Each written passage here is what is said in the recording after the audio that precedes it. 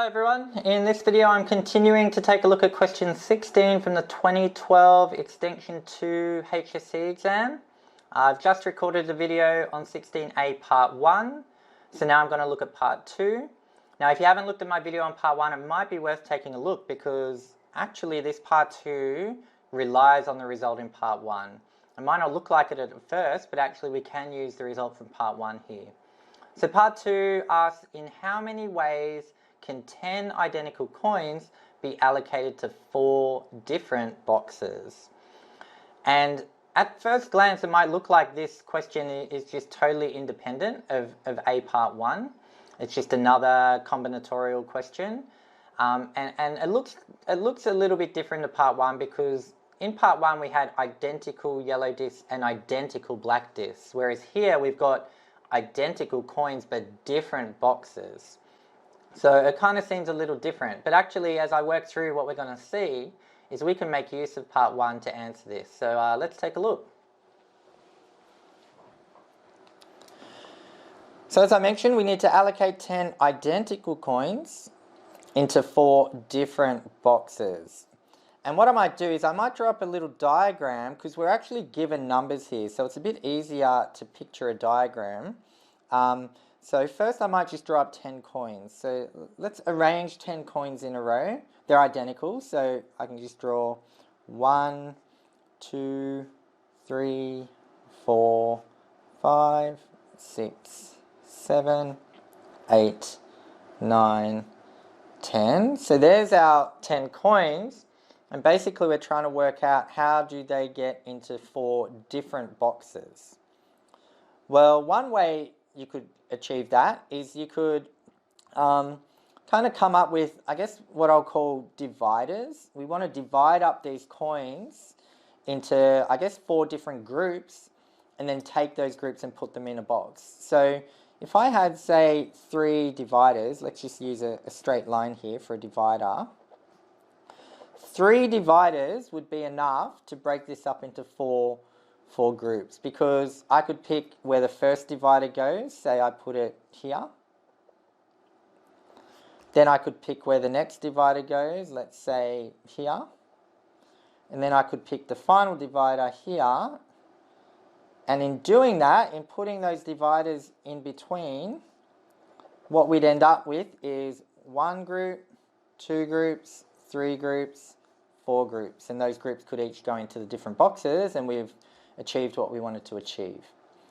So actually one way of looking at this question is to ask, well, we've got 10 identical coins and we've got 3 identical dividers.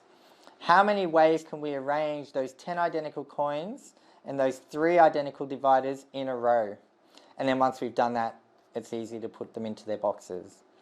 Now hopefully that sounds familiar to you because in part 1 that's what we did. We worked out how many ways to arrange m identical, in that case yellow discs or coins, and n identical, in part 1 it was black discs, but in our case it's dividers. So it's the exact same question. So using part 1 we could say from part 1 what we're dealing with is an m is equal to 10 and n is equal to 3, and then we're in the exact same territory. So therefore we can say the number of ways is equal to m plus n factorial, or 10 plus 3 factorial over 10 factorial 3 factorial. That's what we got from part 1. m plus n factorial on m factorial n factorial. So that's pretty much it. We get 13 factorial on 10 factorial 3 factorial. I think in the context of an exam you could leave it that way and you'd probably get all your marks. But if you want, you could also put it into your calculator. Let me just get my calculator. So let's turn this on. So we could go 13 factorial. That's a very, very big number. And then we divide that by 10 factorial times 3 factorial, and that gives us 286. Now if you want to double check your work and make sure you didn't, key anything in wrong, you could make use of the fact that we know, again, remembering from part 1, this kind of NCR alternative got us to the same place. So in essence, what we're dealing with here is 13C3. And so we could ask ourselves, if I just keyed in 13C3, would I get the same result? So here we'll go 13C3, 286. So that gives a bit of comfort that we didn't, key in anything wrong here. But again, if you were to leave your answer here, I think you'd get your mark. If you were to have that right and then have this wrong, then maybe you create a dilemma for your marker. What would they do? If they were being generous, they'd probably still give you the mark, you'd hope. But actually, it's almost better. There's almost an argument to say don't even give yourself the chance of stuffing it up and just leave it in that form. But I won't debate such things here.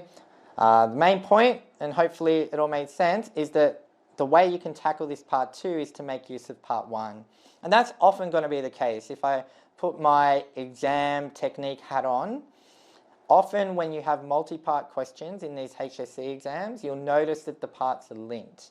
It's actually more unusual for them not to be linked. So even if at first glance the questions don't look like they have anything to do with each other, try and take the time to think about what the links might be, because it's often the case that making use of what you've just shown leads you to a fairly elegant way to tackle the next part.